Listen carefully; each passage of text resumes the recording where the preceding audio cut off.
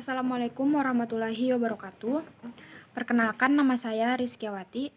Di sini saya akan menjelaskan mengenai konsep tentang kepribadian persepsi dan pembuatan keputusan. Yang pertama, kecerdasan emosional.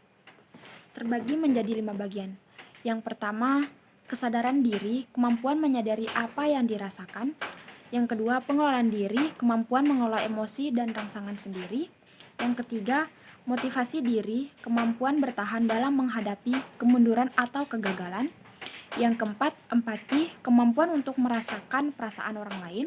Dan yang kelima, keterampilan sosial, kemampuan menangani emosi orang lain. Selanjutnya, persepsi. Persepsi adalah proses yang digunakan individu untuk mengorganisasi dan menafsirkan kesan indrawi mereka untuk memberi makna kepada lingkungannya. Selanjutnya, teori persepsi. Mengembangkan suatu pemahaman mengenai cara kita menilai orang secara berlainan, bergantungan pada makna apa yang kita kaitkan pada perilaku tertentu.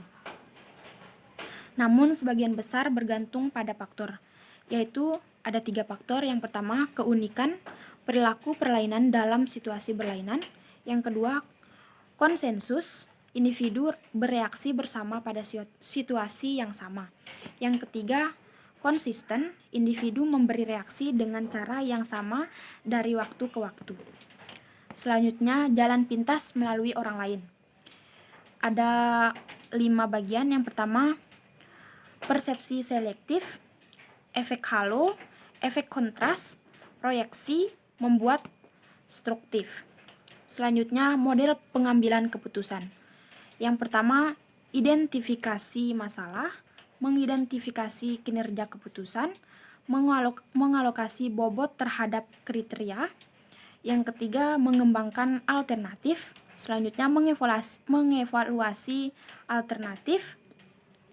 Dan selanjutnya, memilih alternatif terbaik.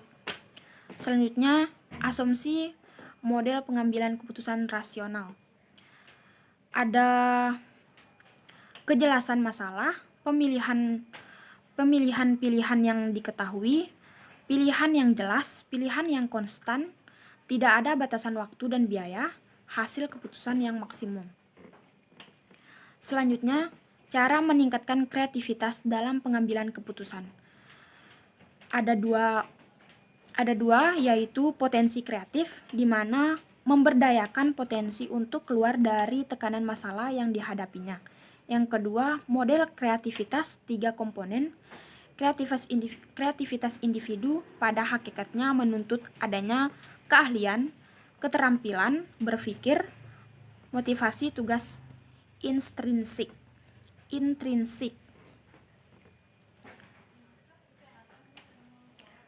Selanjutnya, pengambilan keputusan intuitif, yaitu kondisi menggunakan pengambilan keputusan intuitif. Ada 8 bagian. Yang pertama, jika terjadi ketidakpastian yang tinggi. Yang kedua, jika hanya sedikit presiden yang dapat diikuti. Yang ketiga, variabel kurang dapat diprediksi secara ilmiah. Yang keempat, terdapat keterbatasan fakta. Yang kelima, fakta tidak menunjukkan jalan untuk ditempuh.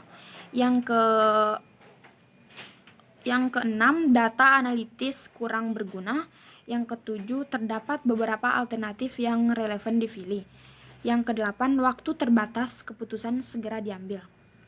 Selanjutnya, gaya pengambilan keputusan ada 4. Yang pertama, tipe analitis. Yang kedua, tipe direktif. Yang ketiga, tipe perilaku. Yang keempat, tipe konseptual. Selanjutnya, hambatan organisasi. Terbagi menjadi 5, yaitu evaluasi kinerja, sistem imbalan, aturan formal, pembatasan waktu yang ditentukan sistem, presiden historis. Selanjutnya, kriteria keputusan etis. Ada 3, yaitu utilitarian, keputusan dibuat untuk memberikan manfaat terbesar bagi kelompok besar. Yang kedua, menekankan hak menuntut individu untuk mengambil keputusan yang konsisten dengan hak kebebasan yang mendasar atau istimewa. Dan yang ketiga, keadilan menuntut individu untuk menegakkan aturan-aturan secara adil dan tidak berat sebelah.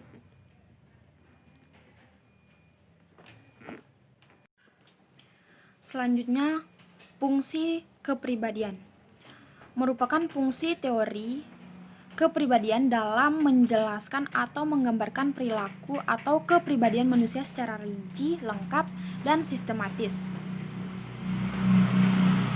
Pertanyaan-pertanyaan apa, mengapa, dan bagaimana seputar perilaku manusia dijawab melalui fungsi deskriptif.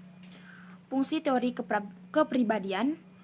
Fungsi prediktif yaitu selain harus bisa menjelaskan tentang apa, mengapa, dan bagaimana tingkah laku manusia sekarang, juga harus bisa memikirkan apa, mengapa, dan bagaimana tingkah laku manusia di kemudian hari. Dengan demikian, teori kepribadian harus memiliki fungsi prediktif. Selanjutnya, dimensi-dimensi teori kepribadian. Pembahasan tentang struktur yaitu aspek-aspek kepribadian yang bersifat relatif stabil dan menetap serta merupakan unsur-unsur pembentuk sosok kepribadian. Pembahasan tentang proses yaitu konsep-konsep tentang motivasi untuk menjelaskan dinamika tingkah laku atau kepribadian. Selanjutnya, pembahasan tentang pertumbuhan dan perkembangan yaitu aneka perubahan pada struktur sejak masa bayi sampai mencapai kemasakan, perubahan-perubahan pada proses yang menyertainya, serta berbagai faktor yang menentukannya. Gangguan kepribadian atau tingkah laku beserta asal-usul atau proses perkembangannya.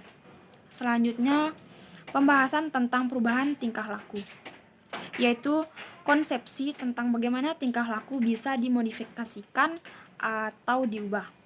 Selanjutnya, kepribadian yaitu sifat dan tingkah laku khas seseorang yang membedakannya dengan orang lain, integrasi, karakteristik, dan struktur-struktur. Pola tingkah laku, minat, kemampuan, dan potensi yang dimiliki seseorang suatu mengenal hal diri seseorang sebagaimana diketahui oleh orang lain. Selanjutnya, perubahan dalam diri seseorang yaitu faktor fisik, gangguan otak, kurang gizi, mengkonsumsi obat-obat terlarang, dan gangguan organik karena kecelakaan atau sakit. Faktor lingkungan, sosial budaya, yaitu situasi politik, ekonomi, keamanan individu dan kelompok yang menyebabkan rasa cemas, stres, dan masalah sosial. Faktor diri sendiri yaitu tekanan emosional atau frustasi berkepanjangan, proses identifikasi atau imitas atau sering disebut meniru.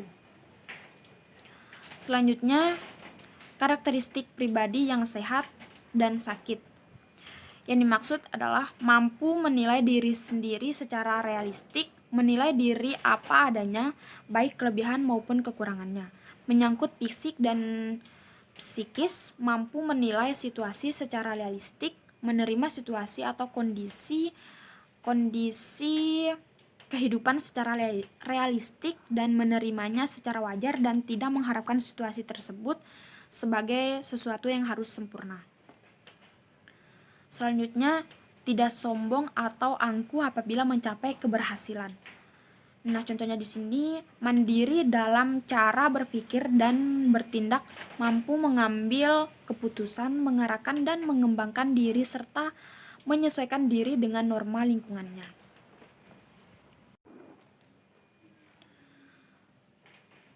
Selanjutnya, dapat mengontrol emosi, yaitu merasa nyaman dengan emosinya, dapat mengatasi situasi frustasi, stres secara positif dan konstruktif, tidak destruktif, berorientasi kepada tujuan, merumuskan tujuan berdasarkan pertimbangan yang matang, tidak atas dasar paksaan dari luar dan berupaya mencapainya dengan mengembangkan wawasan dan keterampilan berorientasi keluar, memiliki orientasi keluar diri, memiliki peduli dan empati terhadap orang lain dan masalah-masalah dalam lingkungannya.